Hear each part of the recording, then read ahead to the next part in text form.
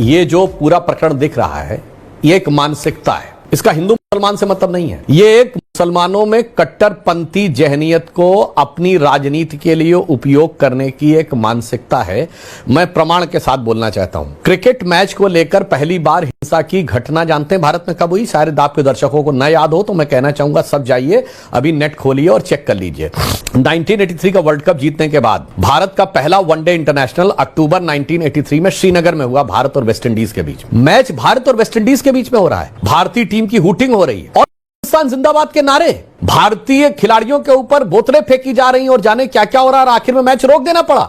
तब तो इंदिरा गांधी की सरकार थी बहुत शक्तिशाली। और मैं दूसरा बताना चाहता हूं, तब से जिस कट्टरपंथी मानसिकता के आगे घुटने टेके गए और वो बढ़ते बढ़ते कहां पहुंची, मैं ऐश्वर्य जी एक और बात करना चाहता हूं। मस्जिद से निकलती हुई भीड़ के द्वारा हिंसा करने की सबसे ज्यादा घटनाएं किस राज्य में हुई? कश्मीर में। हर जुमे की नमाज के बाद एक भीड़ निकलती थी, पथराव करती हुई और किसी इंस्पेक्टर अयूब पंडित जैसे व्यक्ति को कत्ल भी कर देती थी।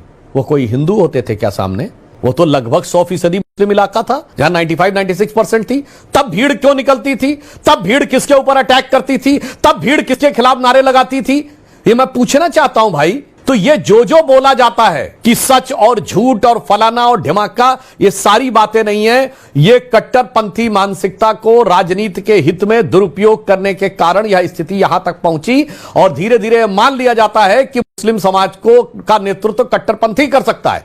मैं एक और उदाहरण बताना चाहता हूं आपको, जो यहां पे दिखाई पड़ रहा था। मैं एक और उदाहरण बताना चाहता हूं। इसी भारत में एक कोलत्तूर गांव तमिलनाडु में, पेरम्बूर जिला, राज्य तमिलनाडु, पेरम्बूर जिला, कोलत्तूर गांव, मात्र 3 साल पहले की घटना है, 3-4 साल पहले की, कि उस गांव में 70% आबादी मुस्लिमों की हो गई। तो उन्होंने कहा भैया ऐसा है, अब मंदिर परमानेंट बंद, कोई घंटा घड़ियाल नहीं बजेगा, मंदिर में पूजा अर्चना नहीं होगी, क्योंकि हमारी आबादी 70% हो गई है, हमारी धार्मिक भावना आहत होती है। और यह सेकुलरिज्म का सूरमा कोई नहीं बोला उत्तर से दक्षिण तक। यह सेकुलरिज्म की बड़ी हिमायत करने वाली इंडी गठबंधन के दक्षिण भारत के सबसे बड़े सहयोगी डीएमके की सरकार थी। और उन्होंने, मैं दर्शकों से कहूंगा बहुत गौर से सुनिएगा, उन्होंने मान लिया इस डिमांड को। आखिर में मद्रास हाईकोर्ट गए। मद्रास हाईकोर्ट ने कहा यह कोई तर्क नहीं हो सकता कि 70% आबादी हो गई तो इसलिए मंदिर में पूजा पाठ बंद कर दी जाएगी। तब हाईकोर्ट के आदेश पर रेस्टोर हुई।